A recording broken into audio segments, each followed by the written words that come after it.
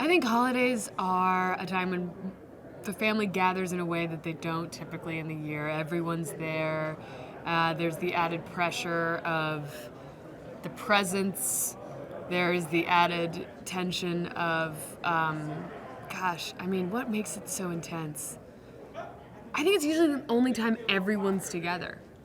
And sometimes you haven't seen family members in a year, and so there's a lot of updating. And just as my character says in this scene, it's a kind of sort of a signpost as to what everyone's accomplished in a year, and you feel a little bit of that pressure to report, what have you done, what have you accomplished, and everyone's kind of dealing with that.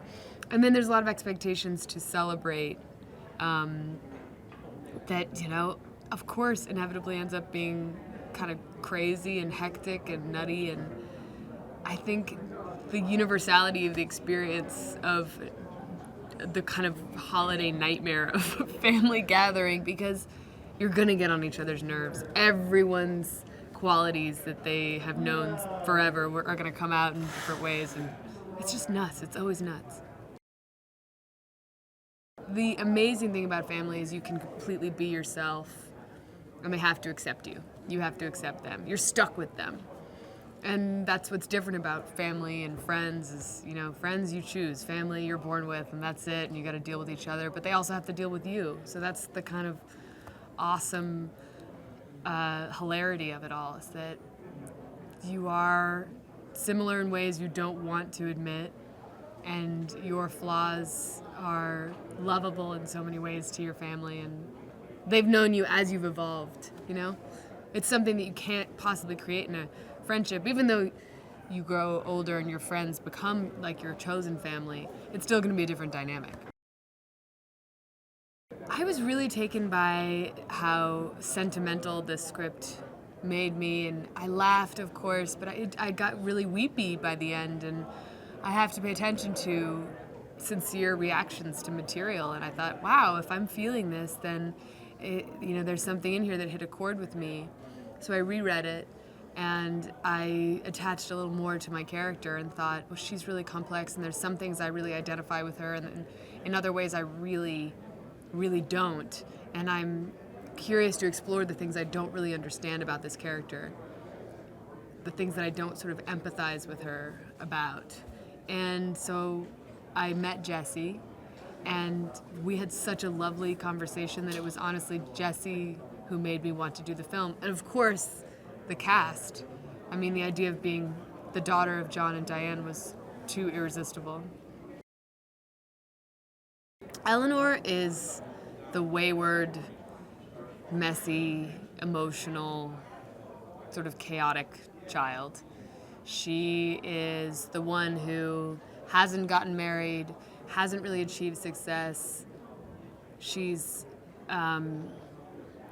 still in many ways her kind of daddy's girl, fighting with her mom. So many things about her are sort of youthful, unevolved, and kind of silly. I mean, she's really I think Eleanor has a kind of arrested development that comes out when she's around her family. They bring something out in her. Like, for so many of us, you go home and suddenly you're 15 again. And that's exactly where we find her, that she's in this place in her life. It's sort of a difficult time. Her relationship hasn't worked out. She was left by her fiancé, and she feels kind of worthless.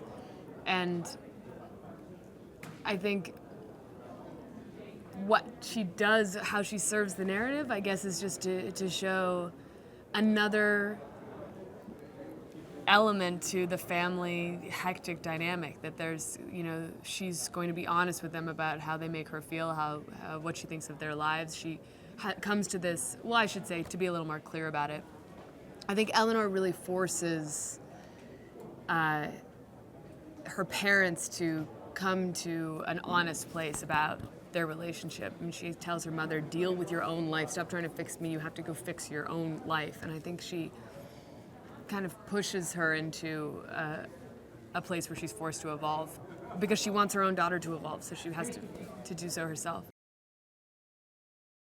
Eleanor is responsible, as is Bucky, but for bringing in a stranger into the family dynamic. And she brings Joe home, and he sort of acts as a catalyst to make everyone a little more self-aware, and he's a witness, as is Amanda's character. I think they are witnesses to this family, and suddenly when you're on display, when you feel there's a witness present, it changes the way you behave. So I think the family is forced to deal with their nonsense in a little bit of a different way, and it really makes them aware of how much of a show they put on versus how they're really feeling. And they see that's just totally unsustainable. I mean, truly the catalyst is Bucky's stroke, forcing everyone to understand what's truly important to them. But for Eleanor, this Christmas, this day that we spend with her, changes her irrevocably. It's the most important day of her life because she meets her soulmate, she takes a risk, and she has to get really honest about her own feelings, about herself, about her past, and about her family. This family has suffered a really tragic loss. They lost one of the children when she was young, and I don't think any of them have properly healed. And I think in their own ways they're looking for forgiveness. They're looking for love, happiness, permission to move on, fulfillment, confidence. But it all comes from this great loss that they suffered together, and yet the family sort of exploded when that happened and never quite healed together. So I think what they're looking for is closure. The cast is really eclectic and fun and silly and varied, and I think people will really find someone that they really are excited to see, and that won't disappoint them. But I also think people will be surprised, seeing John Goodman in this role as a leading man in this very complicated relationship with his wife. I've never seen John in that role before, and he does it so beautifully. And same thing with Ed Helms. I think he does a wonderful job of showing this man at this stressful point in his own marriage, his own life, and finding love. And I really think people will laugh and cry, and I think it's very rare to find a film where people do both. And the other great thing about this story and this script is that although there's a lot of family arguments, everyone's right. There's no villains, there's no one who's acting just in a completely ridiculous way. They're all really doing their best, and they're all really good people just struggling to connect. And I think people will identify with that.